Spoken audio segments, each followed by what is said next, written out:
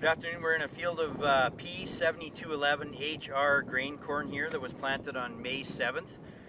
And we're fortunate enough to have Scott McIntosh, our area manager, with us here today. And Scott also farms in the Carmen area. So Scott, we've come into this field of emerging corn. Kind of walk us through how you would assess the stand we've got here.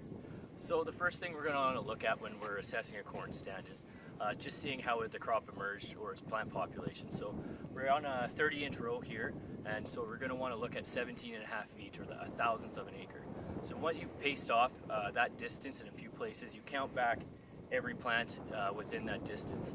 And for every plant, you'll have 1,000 plants within that field. For instance, if we're in this field, we're seeing 27 plants on a thousandth of an acre, or on 17.5 foot row, we'll have 27,000 plants per acre.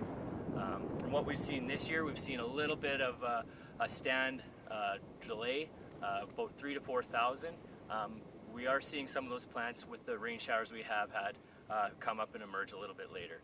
The main reason for these is just seeded into soils where they're under dry conditions and have just delayed or germinated once that moisture has come. We do find a little bit of cold stress. A lot of the corn was in before that cold snap we had there in the second week of May. So what we have seen is a little bit of that corkscrewing of the coleoptile as it comes up, as well as a little bit of leafing out underneath the soil, but is nothing too much to be concerned about. It's just pretty much a regular thing that we see on a year-to-year basis.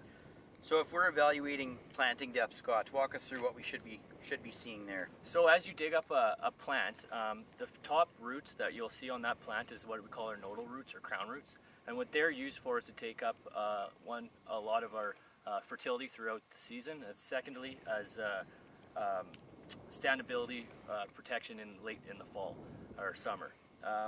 So that root will always develop 3/4 of an inch below the soil surface. Doesn't matter at what depth you sow it. So we're going to want to, if you want to assess your soil depth, you'll want to measure from your seed to the bottom of that crown root or nodal root, and then you'll add 3/4 of an inch and you'll know what your seed soil depth is. Optimum depth, we're going to want to be at that 1.5 inches. A lot of what we saw this year was under the dry conditions.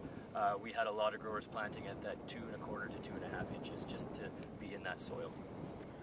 So with different weed control options, it's pretty important that I know how to stage this corn. Help me understand how to properly stage a corn crop here. So when we're staging a corn crop, we talk in the V stage. So and what the V means is for leaf collars. So VE would be a corn plant just as it's emerging.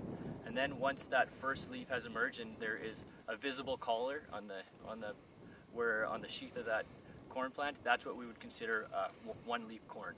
This field is just coming into the V2 or 2 leaf stage, so we have 2 visible collars. You're safe at applying glyphosate at this time, 3/4 of a liter to a liter of the old formulation.